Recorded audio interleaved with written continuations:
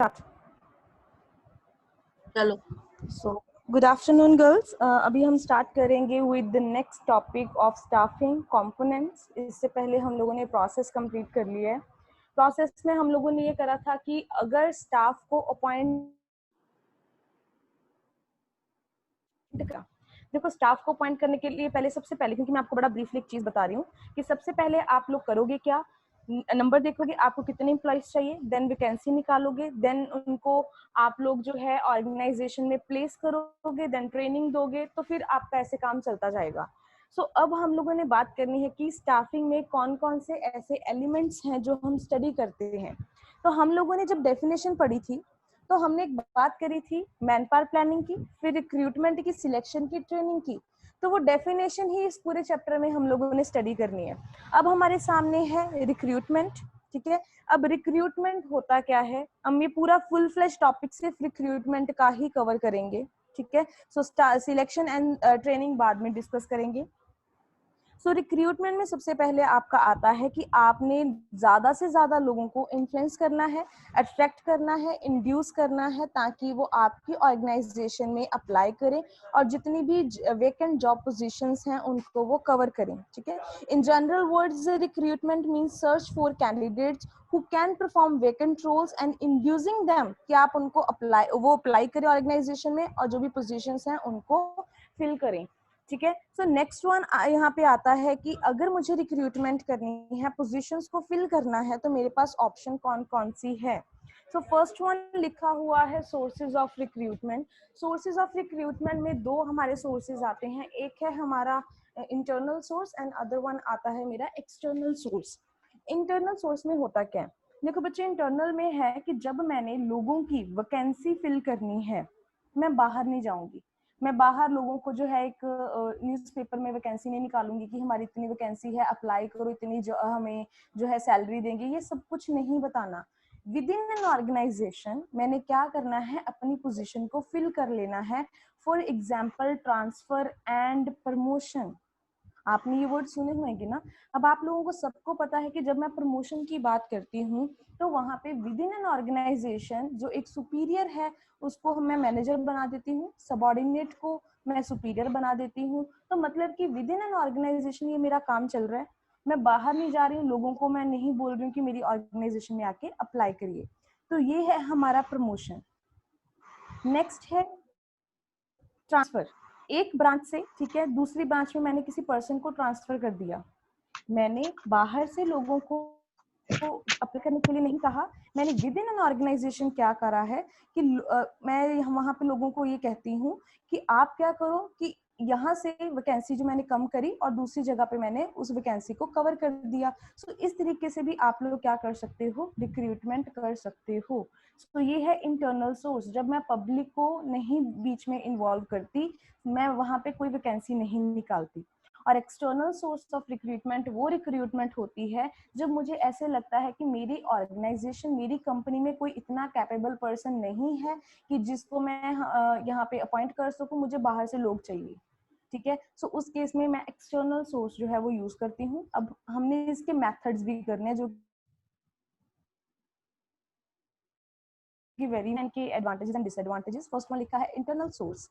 Internally within an organization आप लोग existing employees को सबसे पहले इन्फ्लुएंस करते हो कि आप अच्छा काम करो, आपकी प्रमोशन कर देंगे। अगर आप नहीं सेटिस्फाइड हो इस जॉब के साथ, आपको ट्रांसफर भी कर सकते हैं। सो इस तरीके से आप लोग एग्जिस्टिंग एम्प्लॉयज को ही इन्वॉल्व करते हो और वही क्या करते हैं, आपकी पोजीशंस को फिल करते हैं। आपको किसी भी आउटसाइडर को परमिशन देने की या ऑर्गेनाइजेशन में बीच में लाने की कोई भी आपके पास जो है मैं कहूँ कि जरूरत नहीं है आपको। सो ये आपका हो गया इंटरनल सोर्स। इसके एडवांटेजेस लिखे हैं। सबसे पहले बड़ा सस्ता मेथड है। क्यों इकोनॉमिकल मेथड है? क्योंकि अगर मैं बाहर से लोगों को बुलाऊंगी, पहले तो एक इंटरव्यू कंडक्ट करानी पड़ेगी, ठीक है, वैकेंसी निकालनी पड़ेगी, पैसा लगेगा। तो यहाँ पे तो कोई पैसा नहीं लगाना, मैंने वही और पर्सन को क्या कर दिया, दूसरी जगह पे अपॉइंट कर दिया। सो एक तो आपका ये है बहुत कॉस्ट इफेक्टिव मेथड है। आप एग्जिस्टिंग एम्प्लॉयज को मोटिवेट करते हो कि आप अच्छा काम करते रहोगे तो आपकी प्रमोशन हो जाएगी to the higher job position. तो इसी तरीके से लोग अच्छा काम करेंगे जो आपकी ऑलरेडी ऑर्गेनाइजेशन में काम कर रहे हैं। उसके बाद ट्रेनिंग के ऊपर आपको इतना टाइम स्पेंड करने की जरूरत नहीं है, क्योंकि वो लोग तो ऑलरेडी मेरी ऑर्गेनाइजेशन में काम कर रहे हैं, और जो पर्सन मेरी ऑर्गेनाइजेशन में ऑलरेडी काम कर रहे हैं उनको काम आता होएगा, अच्छा काम करेंगे तभी तो उनकी प्रमोशन हुई है। सो जो मेरा खर्चा है ट्रेनिंग के ऊपर वो जो है बच जाएगा। पर जब मैं आउटसाइड एक्सटर्नल सोर्स यूज करूंगी तो वो बाहर के पर्सन हो सकते हैं ना, वो जो है मैं कहूँ कि फ्रेशर भी हो सकते हैं, उस केस में उनको मुझे क्या देनी पड़ेगी, ट्रेनिंग। आप याद रखना जो इसके एडवांटेजेस हैं वो एक्सटर्नल के डिसएडवांटेजेस बनेंगे। सो इसलिए मेक श्योर इन पॉइंट्स को ध्यान से पढ़ लेना। नेक्स्ट लिखा है ऑलरेडी जो एम्प्लॉयज हैं वो फेमिलियर है with rules and regulations of the organization. तो यहाँ पे टर्नओवर क्या होता है, लेबर टर्नओवर, जब ऑर्गेनाइजेशन में जो आपके एम्प्लॉयज हैं वो ऑर्गेनाइजेशन छोड़ के जाते हैं। सो इसलिए इन्होंने यहाँ पे लिखा है कि यहाँ पे टर्नओवर के चांसेस कम है, क्योंकि वो एम्प्लॉयज ऑलरेडी आपके ऑर्गेनाइजेशन में काम करते हैं। एम्प्लॉय रूल्स रेगुलेशन सब चीजों का उनको पता है। एडजस्टमेंट करने में, फाउंडेशन ओरिएंटेशन में उनको किसी भी तरीके से कोई प्रॉब्लम नहीं आएगी। आई थिंक मैंने आपकी वीडियो में ये चीज़ एक्सप्लेन करी है। ओरिएंटेशन तब होता है जब एम्प्लॉयज ऑर्गेनाइजेशन में आते हैं तो उनकी, जैसे हम आपका फाउंडेशन प्रोग्राम लगा था जब आप कॉलेज में एंटर करे थे, आपको फेमिलियर कराया गया था with different departments and with different teachers, आपके कोर्सेज के बारे में, आपके कॉलेज की लोकेशन के बारे में, उसको ओरिएंटेशन कहते हैं। अब क्योंकि ये तो एग्जिस्टिंग एम्प्लॉयज हैं, इस केस में कहते हैं ये आपका खर्चा जो है ओरिएंटेशन या फाउंडेशन के ऊपर ये भी बच जाएगा, फायदा है मुझे। लास्ट वन लिखा है इम्प्रूव परफॉर्मेंस ऑफ एम्प्लॉयज, क्योंकि उनको पता है to get promotion employees show better performance. यही फर्स्ट वन, या मैं कहूँ कि मोटिवेट करना है या उनकी परफॉर्मेंस को अच्छा करना है, ये कहीं ना कहीं इंटर रिलेटेड पॉइंट्स हैं कि आप उनको मोटिवेट करते हो कि आप अच्छा काम करो ऑर्गेनाइजेशन के बीच में, तभी आपको क्या है, फायदा है। ठीक है, सो अल्टीमेटली अगर वो अच्छा काम करेंगे तो बेनिफिट किसको मिल रहा है इस चीज का, ऑर्गेनाइजेशन को। तो ऑर्गेनाइजेशन इसका जो है ज्यादा से ज्यादा फायदा ले सकती है। अब हम बात कर रहे हैं नेक्स्ट, दो एडवांटेजेस हमारे और हैं। उन्होंने लिखा है ट्रांसफर से होता क्या है basically, I am sorry, so through transfer employees get training also in the form of job rotation। Job rotation क्या होता है कि कल जैसे आपने मुझे एज ए वर्कर काम कराया है, देन आपने मेरी जॉब चेंज कर दी, ठीक है, मुझे उससे हायर लेवल क्लर्क की जॉब दे दी, क्लर्क से आप लोगों ने मुझे बाद में सबॉर्डिनेट बना दिया, सुपीरियर बना दिया, प्रमोशन भी हो रही है और मेरी जॉब पोजीशन भी फिल हो रही है, और साथ ही साथ क्या हो रही है, मेरी ट्रेनिंग, जॉब रोटेशन से मेरी ट्रेनिंग भी, मतलब मुझे हर ऑर्गेनाइजेशन के एस्पेक्ट के बारे में पता चल रहा है। पहले मैंने एज ए वर्कर भी काम करके देख लिया, ठीक है, उसकी भी मुझे काम, उस काम का भी पता चल गया, फिर सबॉर्डिनेट के काम का भी पता चल गया, तो ये मेरी ट्रेनिंग भी है, मेरी अपब्रिंगिंग भी है, ठीक है, मुझे मोटिवेट भी किया जा रहा है। सो ये हर चीज यहाँ पे आप लोगों की कवर हो जाएगी। नेक्स्ट लिखा हुआ है ट्रांसफर से, अभी पहले प्रमोशन की बात कर रहे थे, अभी हम बात कर रहे हैं ट्रांसफर की, कि through transfer surplus employees can be shifted to other departments. In case आपको लगता है कि हमारी ऑर्गेनाइजेशन में ज्यादा लोग काम कर रहे हैं, हमें इतने लोगों की जरूरत नहीं है, तो बजाय कि उनको आप ऑर्गेनाइजेशन से निकालो, आपके पास अनदर ऑप्शन है कि आप उनको ट्रांसफर कर दो दूसरे डिपार्टमेंट्स में। एक तो उनका आपका लेबर टर्न भी जाएगा और उनको भी जॉब मिल जाएगी, और आपका रिक्रूटमेंट के ऊपर या सिलेक्शन के ऊपर जो खर्चा होना है वो भी बच जाएगा। ठीक है गर्ल्स, अब हम लोग नेक्स्ट डिस्कस करने वाले हैं ड्रॉबैक्स। जो चीजें फायदा है आपको नुकसान समझ में आ गया होगा कि अगर विद इन एन ऑर्गेनाइजेशन उन्हीं बंदों को मैं पोजीशन दे रही हूँ, उन्हीं बंदों को आगे लेके आ रही हूँ, इसका मतलब कोई फ्रेश आइडिया मेरी ऑर्गेनाइजेशन में नहीं आएगा। बाहर से मैं किसी लोगों को पॉइंट नहीं कर रही जिनके पास जितनी मर्जी नॉलेज हो, सिर्फ इस कारण कि मेरा खर्चा ज्यादा होगा, तो ये आपके लिए नुकसान है। आपके पास चॉइस नहीं है, वही दो बंदे ऑर्गेनाइजेशन में अच्छा काम करते हैं, प्रमोशन करनी तो उनकी ही करनी पड़ेगी और मेरे पास अवेलेबल ऑप्शंस नहीं है। ठीक है, सो आपके पास चॉइस बहुत कम है। और अगर आपकी ऑर्गेनाइजेशन कहते न्यू है, सो उस केस में ये सुटेबल ही नहीं है, क्योंकि मैं बात कर रही हूँ एग्जिस्टिंग एम्प्लॉयज की। अगर कोई ऑर्गेनाइजेशन बच्चे न्यू होएगी तो उसके एग्जिस्टिंग एम्प्लॉयज तो होंगे नहीं। तो इसका मतलब ये है कि इंटरनल रिक्रूटमेंट मेथड जो है वो न्यू ऑर्गेनाइजेशंस यूज नहीं कर सकती। ये सिर्फ किनके लिए है, आपकी ओल्ड ऑर्गेनाइजेशंस के लिए। और frequent transfer may reduce the productivity of employees। यहाँ पे हमने करा जॉब रोटेशन कि बार बार उनको मैं इनकी जॉब क्या कर रही हूँ, रोटेट कर रही हूँ, तो आगे इसका ड्रॉबैक लिख दिया कि अगर मैं बार बार पर्सन को चेंज करूंगी, ट्रांसफर करूंगी, तो उनकी प्रोडक्टिविटी, या स्लैश डाल के लिख लीजिए, उनकी एफिशिएंसी क्या करेगी, सफर करेगी, उनकी एफिशिएंसी रिड्यूस हो जाएगी विद इन एन ऑर्गेनाइजेशन। सो अब आपको आई होप क्लियर हो गया होगा कि मैं किस चीज़ की बात कर रही थी। ये सारा इंटरनल मेथड की बात थी कि जब एक ऑर्गेनाइजेशन के बीच में से ही आप किसी पर्सन को अपॉइंट करते हो, ठीक है, आप लोग नहीं चाहते कि हम लोग दोबारा से वो सिलेक्शन वाला प्रोसेस करें कि प्लेस उनकी पहले इंटरव्यू लें, एप्टीट्यूड टेस्ट लें, ग्रुप इंटरव्यू हो, ये कामों से बचना चाहते हो तो आपके पास ये ऑप्शंस हैं। अब मेथड्स जो मैंने आपको दो बताए हैं, अब उनके पढ़ेंगे बच्चे। ये सारे मेथड्स हैं, आपको जो पेपर में मेथड्स पूछे जाएंगे तो आपने इंटरनल एक्सटर्नल करके दोनों मेथड्स एक्सप्लेन करने हैं। एक्सटर्नल वाले बाद में करेंगे, अभी आपके सामने है इंटरनल। मैं आपको ऐसे समझा देती हूँ, एक एक लाइन क्या पढ़नी है इसमें से। देखो, ट्रांसफर में होता क्या है बच्चे, आप लोग सेम पोजीशन पे रहते हो, मैं अंडरलाइन जरूर कर रही हूँ, सेम पोजीशन के ऊपर रहते हो, आपकी level of authority, level of compensation, salary सब कुछ सेम रहती है, कोई चेंज नहीं आता। सिर्फ आपकी पोजीशन, या मैं कहूँ कि आपकी सिर्फ जगह चेंज होती है एक ऑर्गेनाइजेशन से दूसरी ऑर्गेनाइजेशन। सिर्फ आपकी शिफ्टिंग होती है from one job position to another at the same level, same job, same compensation level, same authority, same rank, same responsibility, कुछ भी चेंज नहीं होएगा। पर ये सब कुछ चेंज हो जाएगा प्रमोशन में। आपका लेवल ऑफ अथॉरिटी भी बढ़ जाएगा, आपकी जॉब पोजीशन जब आपकी चेंज होएगी, आपका रैंक बढ़ेगा, रिस्पॉन्सिबिलिटी बढ़ेगी, सैलरी होएगी, सब कुछ इंक्रीज हो जाएगा। यहाँ पे लास्ट में लिखा है, ठीक है बच्चे। सो ये चीज ध्यान में रखना कि ट्रांसफर और प्रमोशन का आपको डिफरेंस भी पूछ सकते हैं। तो आप ये बताओगे कि ट्रांसफर में सिर्फ लोकेशन और डिपार्टमेंट चेंज होता है, उसके बाद कुछ भी चेंज नहीं होता। पोजीशन, अगर मैं मैनेजर हूँ तो वहां पे भी मैनेजर हूँ, यहाँ पे जो काम करती थी वहां पे भी वही काम करूंगी, यहाँ पे जो सैलरी है वहां पे भी वही सैलरी रहेगी। सो यहाँ पे कोई चेंज नहीं होता, पर यहाँ पे सब कुछ बढ़ जाता है। कैसे? सैलरी भी बढ़ेगी क्योंकि मेरी प्रमोशन हुई है, मेरा रैंक भी बढ़ेगा, मेरी रिस्पॉन्सिबिलिटी, मेरी ड्यूटी सब कुछ बढ़ जाएगी। सो यहाँ पे ये आपका है, आप लोग बीच में से कोई भी एग्जाम्पल पढ़ सकते हो, बहुत ईजी है, ठीक है, आपको समझ में आ जाएगी।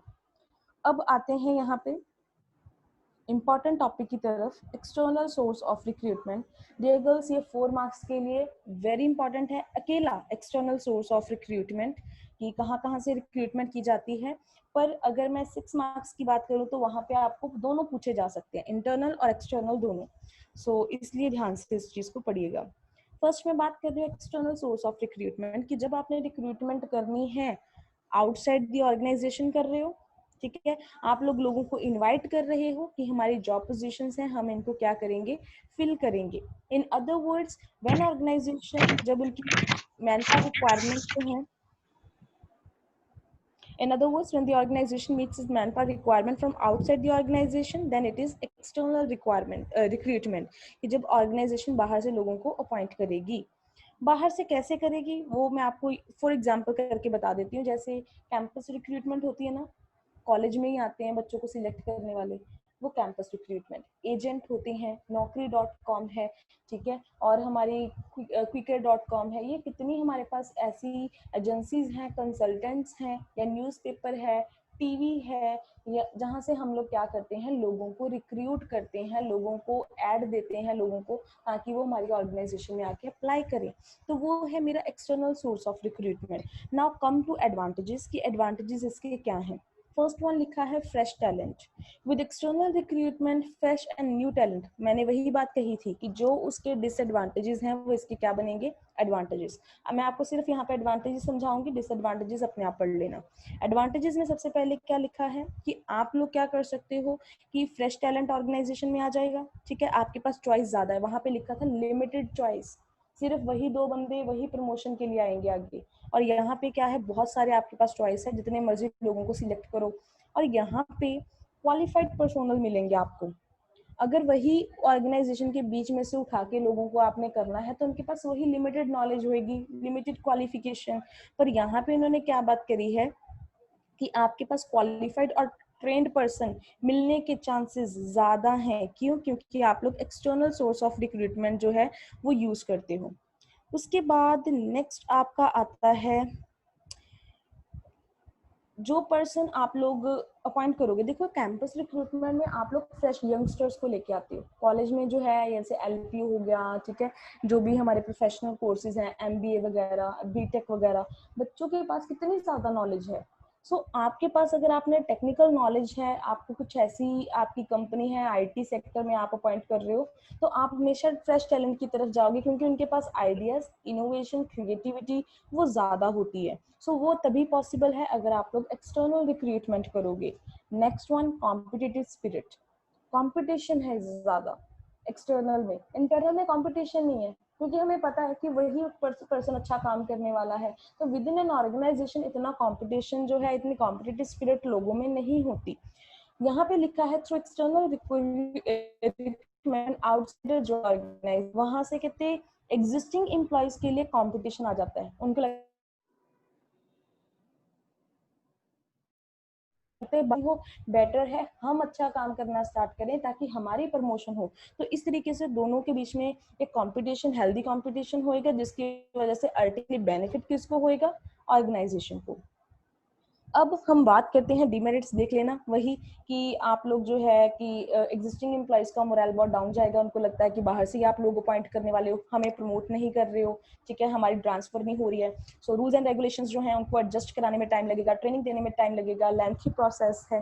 तो ये सारे डिसएडवांटेजेस हैं एक्सटर्नल रिक्रूटमेंट के, ठीक है, ये आप रीड कर लेना। अब आते हैं इंपॉर्टेंट टॉपिक की तरफ। हम बात कर रहे थे जिसकी एक्सटर्नल सोर्सेज ऑफ रिक्रूटमेंट। जब मैंने बाहर से लोगों को अपॉइंट करना है, बच्चे इसका एक स्टेटमेंट वाइज क्वेश्चन आ सकता है कि ऑलवेज फ्रेश टैलेंट जो है, कुछ इस तरीके से स्टेटमेंट आ सकती है कि फ्रेश टैलेंट को ही जो है ज्यादा प्रेफरेंस मिलती है विद इन एन ऑर्गेनाइजेशन। तो फ्रेश टैलेंट के ऊपर आपका क्या कमेंट है? Fresh talent in the sense external source of recruitment, ठीक है, तो इस चीज की बात कर रहे होंगे, तो आप ध्यान रखना इस चीज का। सो नेक्स्ट आता है डायरेक्ट रिक्रूटमेंट। पहले एग्जाम्पल पढ़ेंगे हम, देन पढ़ेंगे कि पॉइंट में क्या लिखा है। स्वीपर और पीएम, क्या इनकी इंटरव्यू होती है? क्या हम इनकी क्वालिफिकेशन पूछते हैं? नहीं ना। तो ये है डायरेक्ट रिक्रूटमेंट। आप लोग क्या करते हो, एक छोटा सा नोटिस यहाँ पे लिखा है कि गेट, ऑफिस के गेट पे लगा देते हो, लोग आपको कॉल करते हैं, सीधा वहां पे ऑर्गेनाइजेशन या कंपनी में आ जाते हैं, आप उनको अपॉइंट कर लेते हो। सो यहाँ पे आपकी इतनी प्रॉब्लम नहीं होती। जो भी इंटरेस्टेड लोग हैं वो वॉक इन इंटरव्यू होता है कि जिस दिन एड निकाली आपको डेट बता दी जाएगी कि उस दिन आप आ जाओगे। यहाँ पे कोई ऐसा फॉर्म सबमिट कराने की पहले जरूरत नहीं होती, क्योंकि आपकी पोजीशन क्या है? स्वीपर और पीएम की। आपने एक तो अंडरलाइन करना है ये वर्ड कि गेट ऑफ द ऑफिस के ऊपर जो भी है आप एक क्या कहें कि नोटिस लगा देते हो। फिर उसके बाद आपने एक ये लाइन अंडरलाइन करनी है कि ये सबसे पहले सुटेबल किन के लिए है, ठीक है, अनस्किल्ड वर्कर्स के लिए, फॉर एग्जांपल दिस।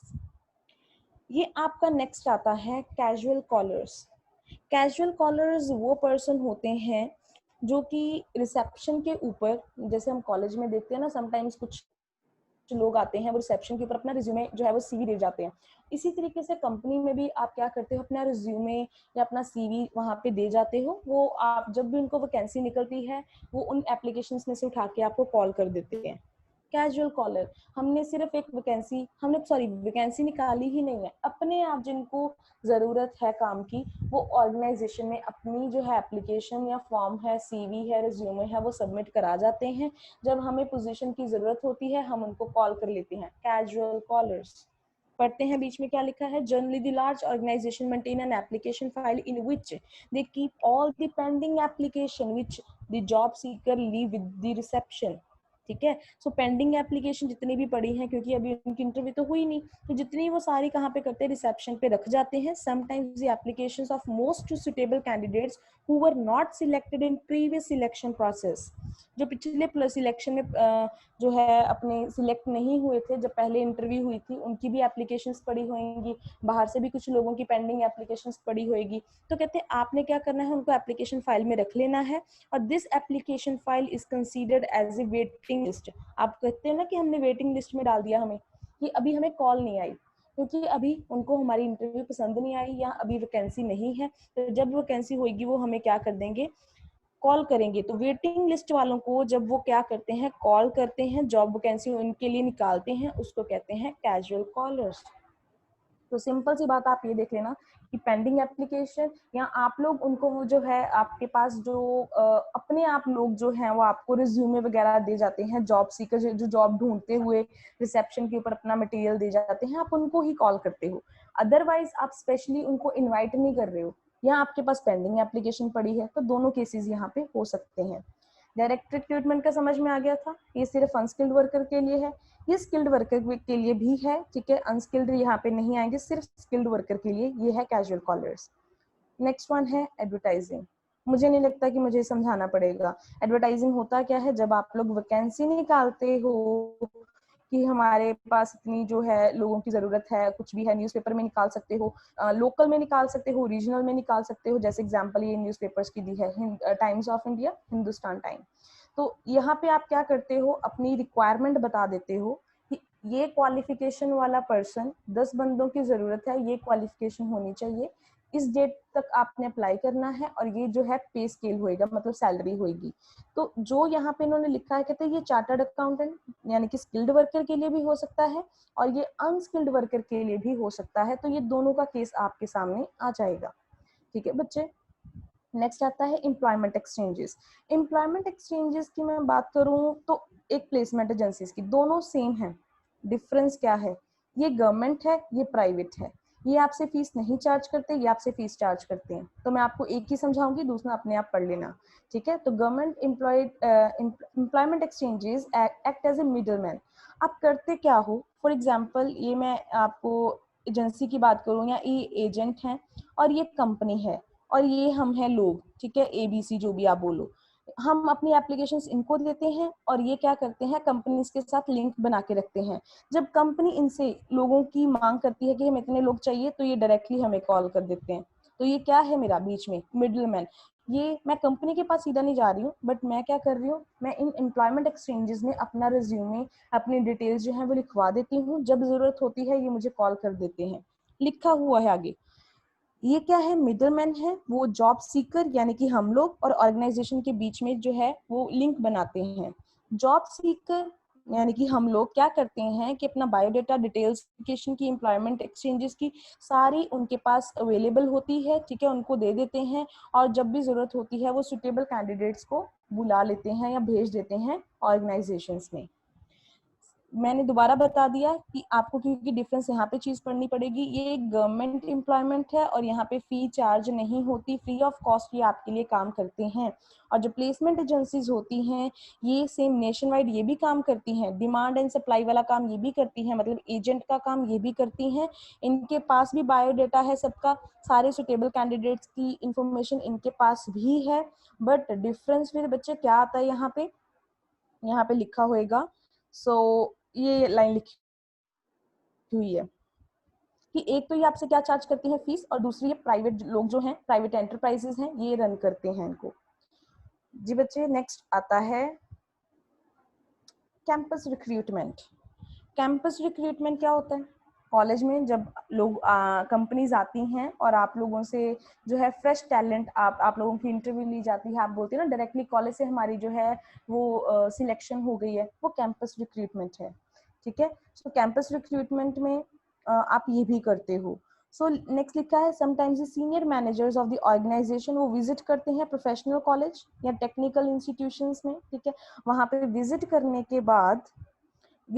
के बाद वो लेटेस्ट जिनके पास नो हाउ होता है, लिख लीजिए नॉलेज, जिनके पास टेक्नोलॉजिकल नो हाउ नॉलेज ज्यादा है, उन लोगों को, उन ग्रेजुएट्स को वो सिलेक्ट कर लेते हैं। ये basically this type of recruitment ये किन में कॉमन है, इंजीनियर्स बीटेक वालों में, MCA BCA MBA इन लोगों के बीच में, ठीक है। नेक्स्ट आता है recommendation from present employees. For example मैं कल को कॉलेज में क्या कर सकती हूँ, मैं बोल सकती हूँ कि भाई ये जो है ये मेरी स्टूडेंट रही है, आप इसको एम्प्लॉय कर लो। रिकमेंडेशन, रेकमेंड कर रहा है, कौन कर रहा है, प्रेजेंट एम्प्लॉय। आपने कोई लिया तो बाहर से ये पर्सन को, पर on the recommendation of present employee, कि मैं रेकमेंड कर रही हूँ कि आप, मैं इस पर्सन को जानती हूँ, आप मेरी बिहाफ के ऊपर या मेरी जो है वो वर्ड्स के ऊपर रिलाई करके आप इस पर्सन को अपॉइंट कर लो, तो उसको कहते हैं रिकमेंडेशन।